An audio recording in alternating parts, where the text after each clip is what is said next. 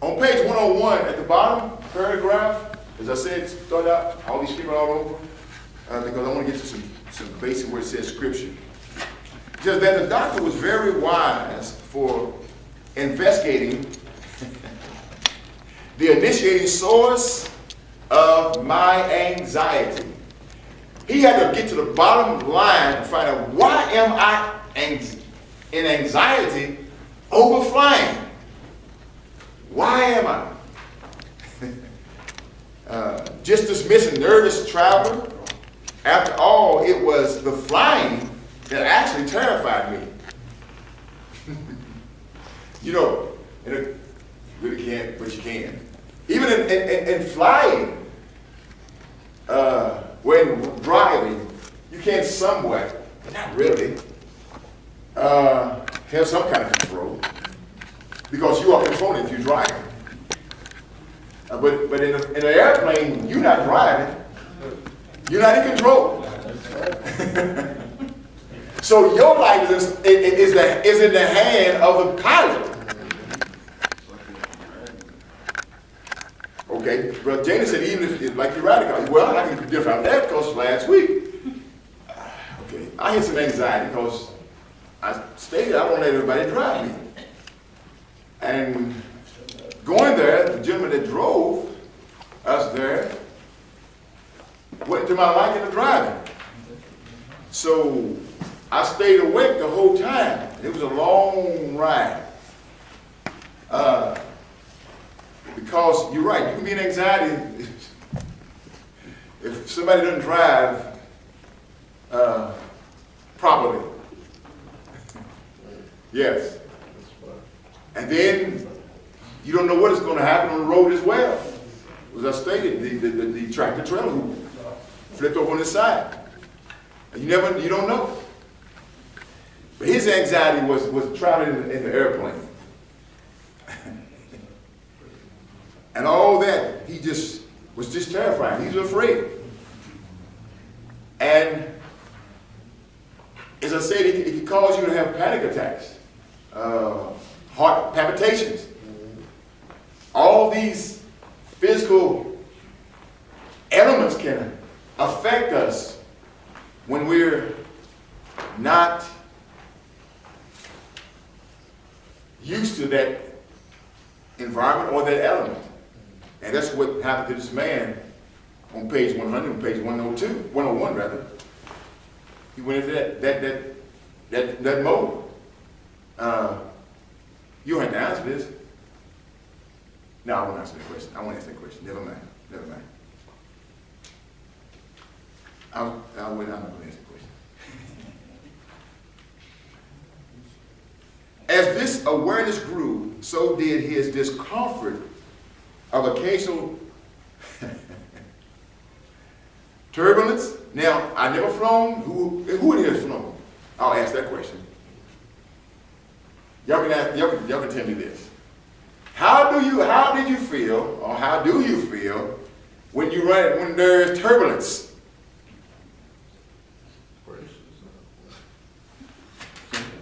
Huh?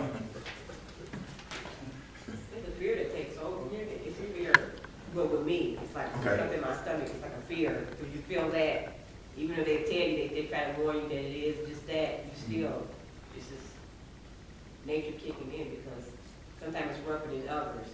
I know my flight back, like when I was coming back from New Jersey. Right.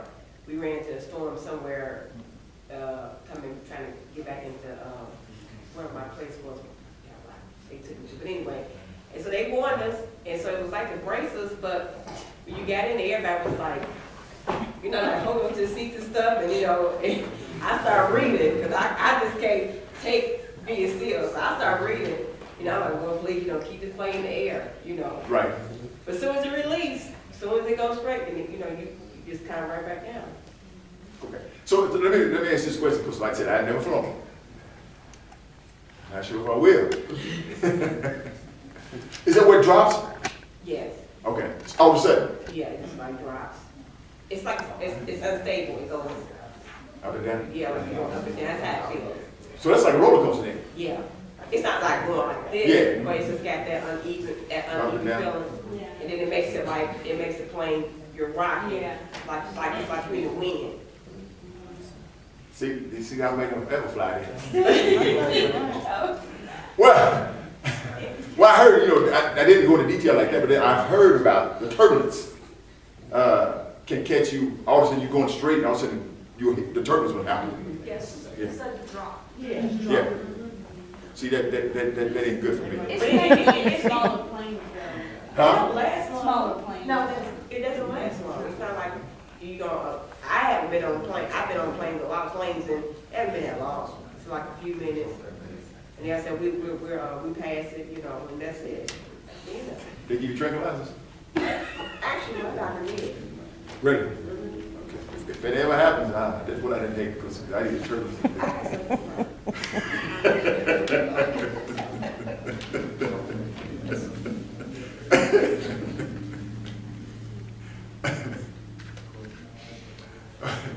And it talks about on page 102, it talks about that uneasiness. And see, that's where I have a problem, that uneasiness of the turbulence escalating, which would cause me to have more anxiety. And basically, this is what was going on with this gentleman. He was having more anxiety, which caused him to be uneasy.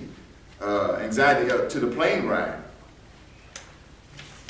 On page 102, it talks about, I need somebody to read this one. It talks about the originating sources. Someone read that paragraph. The originating source on page 102.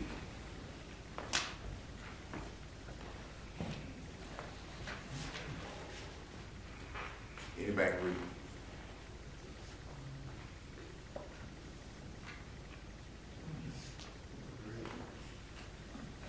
All right, I'll read it. This is true for you as well. It is exceedingly important to find the origins of your fear so that you can then deal with them and the thoughts they generate in you effectively. And that's the good point there. You got to find out what initiates this. Find out what initiates these anxieties. What causes these anxieties? What causes them? Where do they originate from? Otherwise, you are only addressing the surface symptoms of your anxiety, rather than the profound issues that make you feel helpless, see, and out of control. How many like to be in control? Yeah, like this. Because when you're not in control, that brings about anxiety. Brings about fear.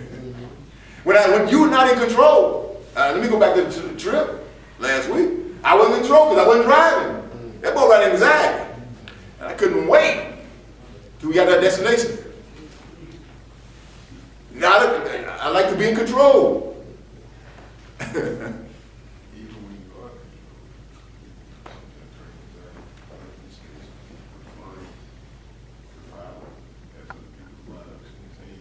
But there's a catch. You riding, but you're not in control. You got somebody else in control. So that's what brings the anxiety. Now, if you were the pilot, you probably wouldn't be as much anxiety. Am I right? I mean, cause you know, if you hit a bad storm or something, and you know, you kind of a beginner, and you hit your first storm, and the anxiety kicks in, you know, you in control of the spot. They say that's what happened at one flight. It was the beginning, when you took it up like that, made the plane stall. And that's why it went down. The nose happening. Yeah, nose down. Yeah. You know, you shoot it up too fast, it'll stall. It's a bad place to stall with. Yes, it is. And see, okay, that being said, that you're not in control then. Because you're not in control of the elements. And so therefore, then you go into anxiety, even though you are supposed to be in control. You're not really in control because of the elements. Yeah. Yeah, all right. I'll go with that. I'll go with that. For example, one area of intense anxiety that, and this talking about, Dr. Stanley talking about this, that I struggle with throughout most of my ministry was that listen to this, was that I wouldn't be prepared to preach on Sunday mornings. Especially in my early years as a pastor, I worried that I would not be able to deliver the message, or that I would somehow let the Father and the congregation down. Now, let's see, 1, 2, 3. Any of you preachers feel like that? All the time.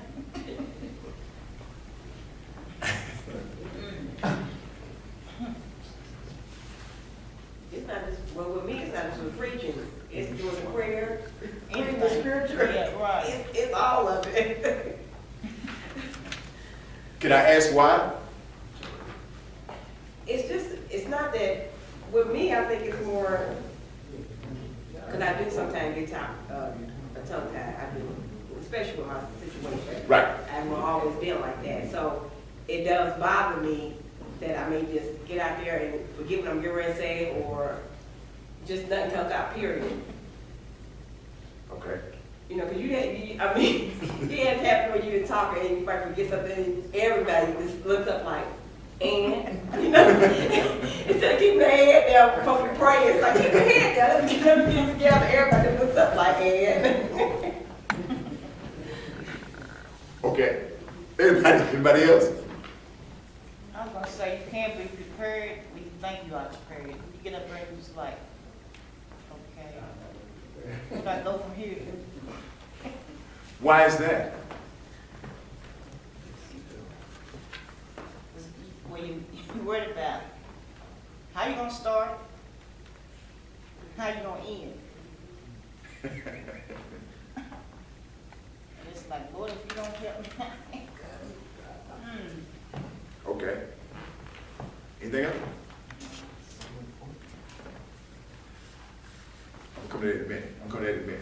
I'm coming to that in a minute. Anybody else? What'd she say? Talk to me.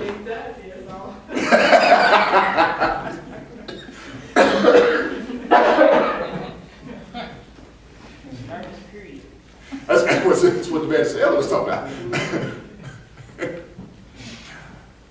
I'm laughing, and you all are all right.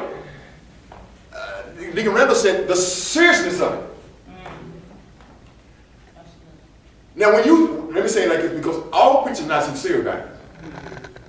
But when we are sincere about it, that anxiety does come. Though the fear element comes, I'm going to use Moses for a moment. The speech impediment may come in, because Moses said, I can't speak well. I don't speak eloquently, like my brother Aaron does. All this takes going to play. It happens to me every Sunday morning. It may not look like it, but it is. My knees knock, they shake, butterflies, all that. And some Sunday mornings, nausea kicks in. I don't like it, but I remember something my pastor said. He said, if none of this happens to you, then you are operating in the flesh. I think I asked him, or either somebody else asked him, he said, does it ever go away? And at the time he said that, he had been preaching 35 to close to 40 years. He said, I still have it. He said, and in essence what he said, I hope it never goes away. He said, because then, therefore, I'm relying on God. Because on God, if you don't help me, I can't be helped. Right. And it happens to me every Sunday morning. Break out the sweat. Y'all don't see it, but I do. I just being transparent. All this happens.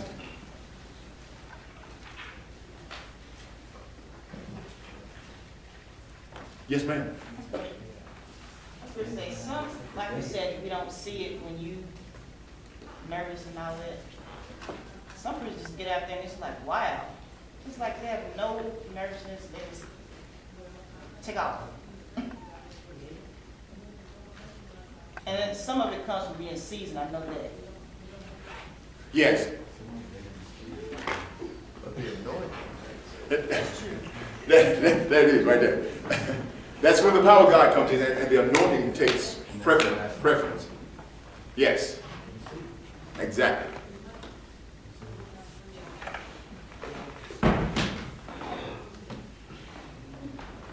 Yes, ma'am. Evangelist Rachel Ross gave me a good suggestion before I start preaching. She said, well, sing first. Yeah. She said, it'll help you to sing first. And if I sing a fast song, it really does help with the fast one, but yeah, it helps, if you can sing.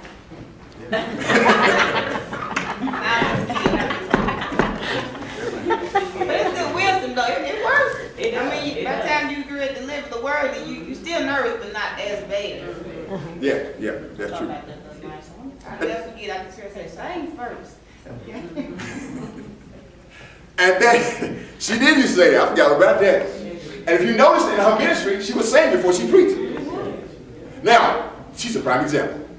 She had been preaching way before Bishop Ross Sr. had. And she would tell me those same things, nervousness. I forgot about that. She said I was saying. She said it wouldn't go away completely, but it sure would help. And y'all help me out. She was preaching 60, 70 years? Okay, I knew it was in the 60s. Yeah. Yes. So he had the same fear, Dr. Stanley. And as a matter of fact, when he wrote this book, he was 80, I think. And so he had all these things, because he said here in his beginning, his initial passion. But wow, you still have it. Even, I'll go back to what Mr. Jeffrey said, and I'll move on, is that even when you sing,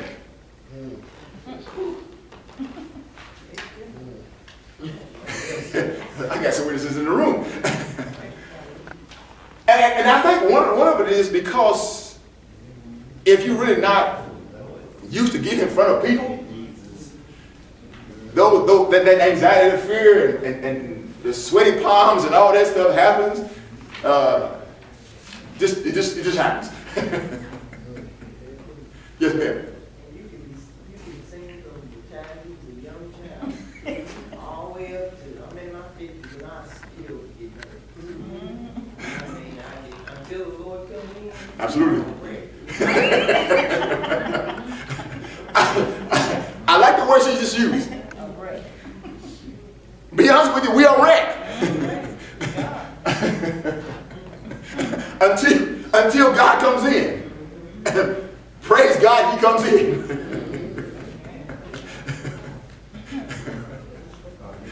That's good. Woo. Like I said, I'm going to skip around because I want to read some scriptures in here. And there's another part in here, I'm going to read it. But he talks about how that when he was a kid, and I'll tell you what, it's on page 104. I'm not going to really read it. We talked about when he was a kid, how his mother would talk about the fire, don't touch this because you get burned and all that stuff. And he talks about how that some things got ingrained in us from our parents and kind of carries over to other areas of our life in regards to fear. And he says, when you get past that, replace him with the truth of God. And now I want to go to page 105 at the bottom where it talks about what originates, our origination. I mean, our imagination, rather. Our imagination. And somebody read that bottom paragraph where it talks about the bottom, 104, our imagination. 105. Did I say 4? Yeah. I'm so sorry. 5, y'all. 105. I'm sorry. Your creative mind is an amazing and powerful gift from God. When used for positive purposes such as glorifying the Father and serving others, it can be extremely helpful. For example, out of the human imagination have come astounding technological breakthroughs that have allowed in-touch ministries to broadcast gospel all over the world, regardless of whether a person can read or has electricity. Can you read a little further where it says unfortunately? Unfortunately, the same imagination can become a prison for us if employed in a negative manner. People can be dominated by what I call shadow fear. They fret about problems that aren't real and don't care. Sadly, because of these baseless worries, they end up missing God's best for their lives. Okay, you stop right there. Okay, one more reading about it where it says, for example. For example, I've known people who were very bright and successful, but because they never went to college or graduate school, they always worried that others would think they were uneducated or unqualified. Often these individuals were uncommonly wise and receptive about situations, but their fears still plagued them. And because they imagined themselves less worthy than those who had achieved a higher level of education, it affected their response to situations. Yet, what the scripture said, our adequacy is from God. 2 Corinthians 3 and 5. It doesn't matter what your level of education is, who your family is, how much wealth or power you have, your significance comes from God. Sometimes, have y'all ever felt inadequate?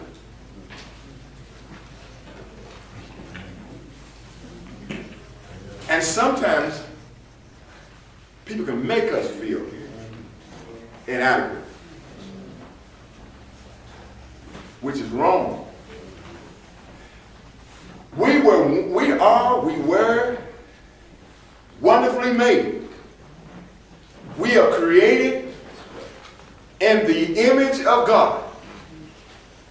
We are like God, and God gives us the wisdom and knowledge. Give an example. Moses, go back to Moses. Moses felt that he was inadequate because of his speech impairment, because he stuttered. He said he just thought he was inadequate. He was afraid. Watch this. He was afraid of what people would say about him in his stammering of tongues or stuttering of tongues. He was afraid people were going to make fun of him. Let me just be kind of like practical. He was afraid God, I go out here and lead these people, these millions of people to the promised land you told me to lead them to. Like that, see? And they're going to start laughing at me. I can't do it. And he felt inferior. Well, watch this. But God says, I've chosen you. I've called you to be the leader of Israel. Your speech doesn't matter because, watch this, who made your mouth?